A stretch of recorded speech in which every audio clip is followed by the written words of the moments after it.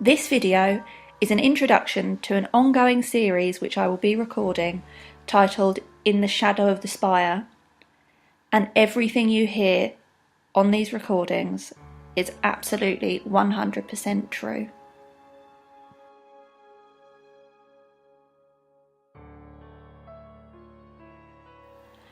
I have always been a believer in the paranormal, even from a very young age.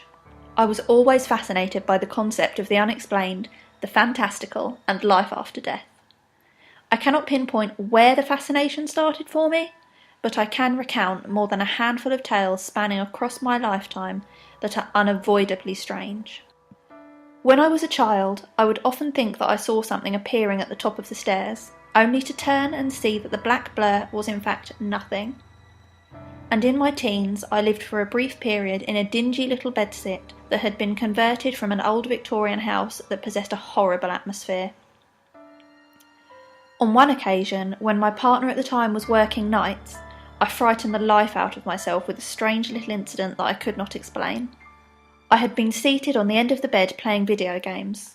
I cannot remember now which ones, when for some reason my eyes were drawn towards the door, which was covered with a heavy old curtain stretching from ceiling to floor.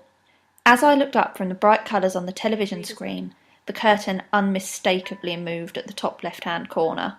My jaw dropped and I scrambled backwards as I watched the curtain rail hop out of the holder on the wall. It lifted in front of my eyes, and the rail dropped heavily to the floor on that one side. Frightened out of my wits as the movement had been above the only exit to the building and in the dead of night, I simply sat in terror and stared at the curtain where it had partially fallen until my partner got home. Luckily, I did not have to live in that place for much longer, as the relationship unfortunately broke down, but I will never forget seeing how the curtain pole lifted on its own before almost casually dropping to the ground. Not long after that incident, the man who I had been living with sadly passed away at his own hand, and then I had more experiences that to me seemed to indicate life after death. Back then, it was hard to talk about it, or about him, but now I feel more comfortable. Time has passed and the pain of loss has numbed enough for me to be able to share my story. On many occasions, I would feel a sudden and intense cold along my back when lying on my side in bed, as though somebody were pressed up behind me. These experiences lasted for quite some time, only stopping after I had finally begun to shed some of the grief I felt, and some of the blame I had laid on myself for his passing. I realised that this must sound strange, and possibly even completely unbelievable to some, but I know what I felt, and there was most definitely something there. Other than these more personal experiences, throughout my life, I have often seen what are described as orbs and dark masses. More frequently, I find that I will see orbs. They can be in various colours, sometimes white, sometimes blue, rarely black. The dark masses are much rarer, and almost never in a shape that could be described as appearing even remotely human.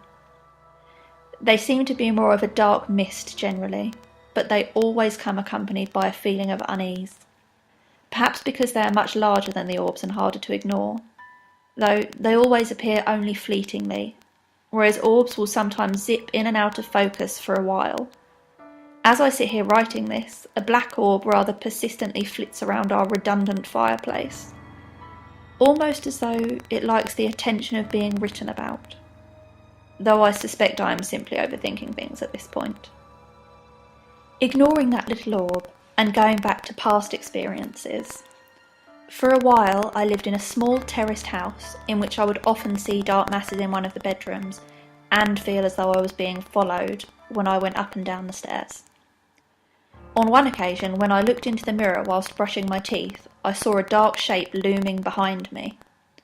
My brother even professed to seeing a hand press against one of the glass panes on the door to the lounge when he slept on our sofa one night.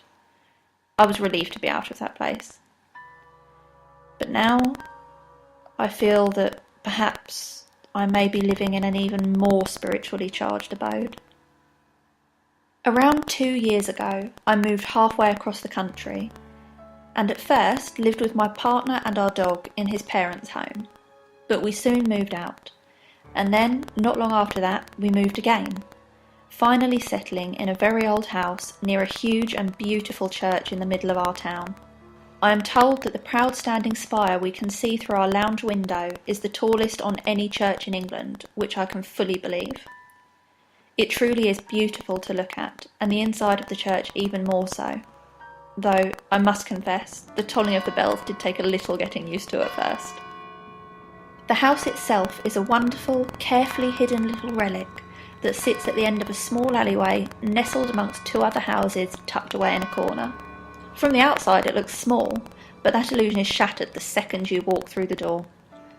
The hallway is large enough to house a full-sized snooker table if we were so inclined, and the kitchen spacious and with a good-sized island around which to sit and eat if we choose to, though we do tend to eat in the lounge more often than not.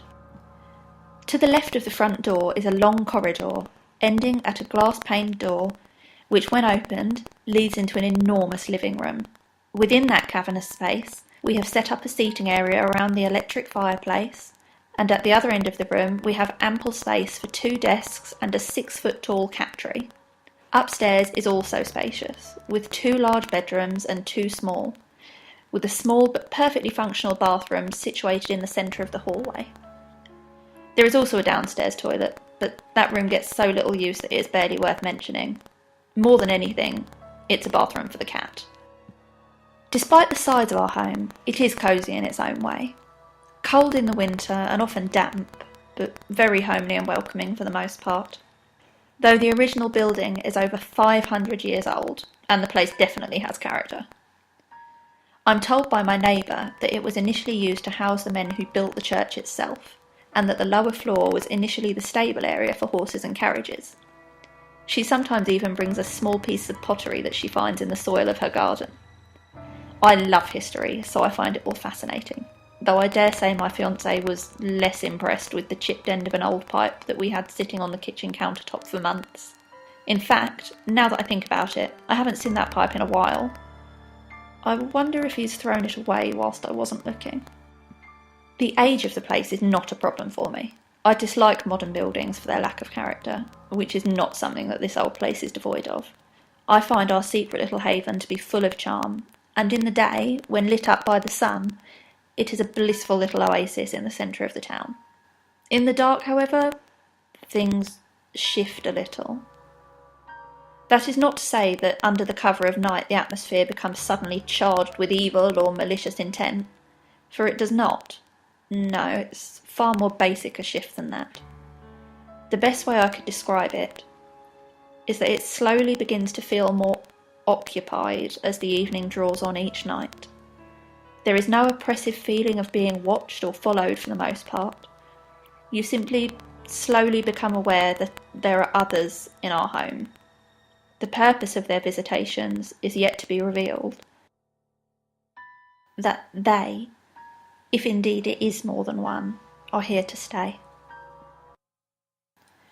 I imagine that it helps that both myself and my fiancé are interested in the paranormal. But considering the number of times our sceptical housemate has had incidences, it cannot simply be our collective imaginations. As of this moment, I will be carefully chronicling each and every peculiar incident to share our story. As of this moment, I will be carefully chronicling each and every peculiar incident to share our story. I suspect that as time passes by, things are only going to become more and more strange.